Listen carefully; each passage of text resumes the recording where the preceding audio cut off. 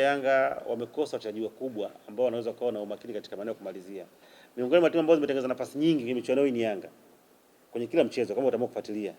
Hiyo mechi ambayo walitoka bila kufungana na JS Kabylie ya ugenini, Yanga itaweza kuweza kushinda, nafasi 4 za wazi hawakuweza kuscore. Mechi ya Ali nafasi 3 za wazi hawakuweza kuscore. Mechi ya Farabat nafasi 3 za wazi hawakuweza kuscore. Kwa changamoto ni aina ya wachezaji walionao. Hasa mwalimu anafanya kitu gani?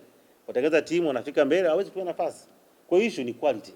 Kwa lazima zifikie hatua waamue kama kwa wana malengo ya dhati ya kutaka kuchukua bingwa wa Afrika au kufika nusu finali. Tafuta wachezaji wengine hao wakina Max level zao ni ndani. Yaani kwa nje hawezi kukusaidia. Huo ndio uhalisia ambao pengine hawatapenda kusikia, lakini ndio ukweli uliopo. Issue ni quality ya wachezaji.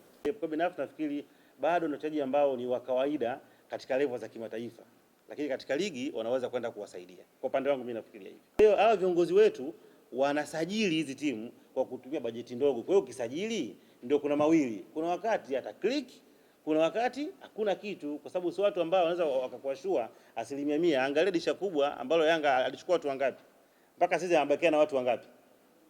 Kwa upande wa Simba the same, alichukua ngapi? Kabakia na wangapi? Kwa ni biashara ya kubahatisha.